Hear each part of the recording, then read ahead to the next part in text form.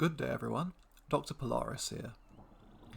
Today we will be looking at the fragmentary fossil record of Paleocene Europe, which was a rather odd place indeed. Situated at the middle point of the Northern Hemisphere, wedged between two larger continents and comprised of an archipelago of semi-isolated islands, Europe was home to a quirky and unique faunal assemblage. Some of these animals were old endemics, and others immigrants from various other continents, including Asia, North America, and even Africa. It also served as a refuge for dinosaurs that had vanished elsewhere on the other northern continents. Something that must be pointed out at this stage is that our knowledge of Paleocene European faunas is almost entirely based on sites in France, at least the area of Europe known as France on our Earth. However, a few other sites, such as Heinin in Belgium, have revealed fragmentary remains as well. Overall, the fossil record of Paleocene Europe is much poorer than that of North America, with most dinosaur remains consisting of bits and pieces, with more complete skeletons being rather rare. One particular group of castaways, the long-necked sauropods, managed to avoid the same grim fate that befell their kind in Asia and North America at the Maastrichtian-Paleocene boundary. This can be chalked up to the relative isolation of the European continent and the rather modest size of the sauropods found there. Indeed, sauropod teeth have been found at the early Paleocene Heinin fossil site in Belgium. These teeth are peg-shaped and show similarities to those of the titanosaur Ampelosaurus from the late Cretaceous of France. It has even been suggested that the Heinin teeth represent a species of Ampelosaurus, but this is mere speculation at this stage. A more definitive titanosaur remains have been unearthed from the Paleocene Cernay formation.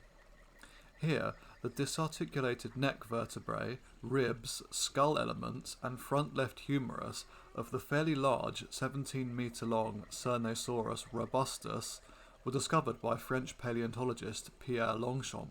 This rather bulky titanosaur also sported a coat of dense, spiky osteoderms, leading Longchamp to believe that Cernasaurus was a close relative of Ampelosaurus. At the neighbouring site of Beru, another incomplete titanosaur, known as Peregrinosaurus immigrans, was described based on a complete scapula, tail vertebrae, pubis, tarsal bones, and teeth. From what little of the animal is known, a close relationship to the late Cretaceous titanosauriform Huarbesaurus has been widely accepted. This dinosaur was also noticeably smaller than Huarbesaurus, measuring only 9 metres long, perhaps an example of insular dwarfism. From these humble genera, sauropods would go on to reclaim lost ground in the hothouse world of the Eocene, recolonising Asia and becoming true giants by the Oligocene. Another animal unique to the northern continents has been uncovered at the rich fossil beds at Cernay and elsewhere in the Paris Basin. This creature was a carnivorous abelisaur, one of the short-faced, tiny-armed and heavy-set predators more typically associated with Gondwana. Abelisaurs of the subfamily Majungasaurinae have been uncovered from late Cretaceous French deposits, although how their ancestors reached Europe is something of a mystery. Indeed, the closest relatives of European Cretaceous abelisaurs lived in Madagascar and India. Possible migration routes via Africa have been proposed, although no members of Majungasauridae have been found on that continent to date. Regardless, individuals belonging to this group clearly survived into the Paleocene, as the teeth, tail, vertebrae, sacrum and lower jaw of the 6.5 metre abelisaurid Bovasaurus brachycrus have been found at the relatively recently excavated Rivecore site.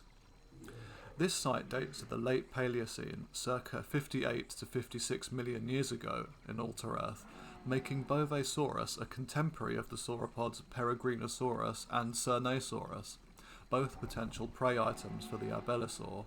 Phylogenetic studies have confirmed Bovasaurus to be a close relative of Archovenator, another French abelisaur from the Cretaceous. As would be the case with the titanosaurs, European abelisaurs would later spread to Asia in the early Eocene. There they would encounter the advanced tyrannosaurs, but avoided competition with them by becoming increasingly specialised sauropod killers. However, that is a topic best left for another time. Interestingly, the only other theropod from Cernay and Beru was a much smaller velociraptorian dromaeosaur that has yet to be named, which measured approximately 2 meters long. Paleocene ornithischians from Europe were also somewhat different from elsewhere in Laurasia. Old endemics, including small nodosaurs and rhabdodontid ornithopods, rubbed shoulders with American immigrant groups such as the rhododromids and saurolophine hadrosaurs. The Cernay and Beru deposits have given us an insight into an ecosystem that contained 5 ornithischian genera. These included the 3.5 meter nodosaur Acanthopelta europaeus, a 4 meter relative of Zalmoxes known as Neorhabdodon formosus, the small rhododromid Compsodromius gracilis, the 8 meter saurolophine hadrosaur Romanorhinus francorum, and the 7 meter lambeosaurine hadrosaur Undulophosaurus rhemsensis. Of these genera, only Compsodromius and Romanorhinus were North American immigrants. Acanthopelta was a close relative of Struthiosaurus, a small nodosaur endemic to Europe during the late Cretaceous. In a similar fashion, Neorhabdodon and Undulophosaurus are descended from European ancestors that passed across the Maastrichtian Paleocene boundary. This period of relative isolation would come to an end around the time of the Paleocene-Eocene thermal maximum, when a steady stream of North American taxa entered Europe via Greenland. Examples of these included the Chasmosaurian ceratopsian Boreoceratops, the Leptoceratopsid Francoceratops, the large dromaeosaur Boreoraptor, and the omnivorous caedonathid Manataraptor. The fate of the old endemics during this period of transition was rather mixed. While sauropods, abelisaurs, and lambeosaurines seem to have survived relatively unscathed, the rhabdodontids and small nodosaurs vanished at the Paleocene-Eocene boundary. This can be explained in part by increased competition from the North American invaders, but it is also thought that introduced diseases or climatic changes had a part to play as well. Thank you for watching, everyone.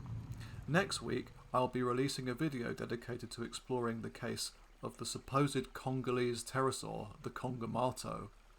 I hope you enjoyed this video, and I'll see you again soon. Cheerio!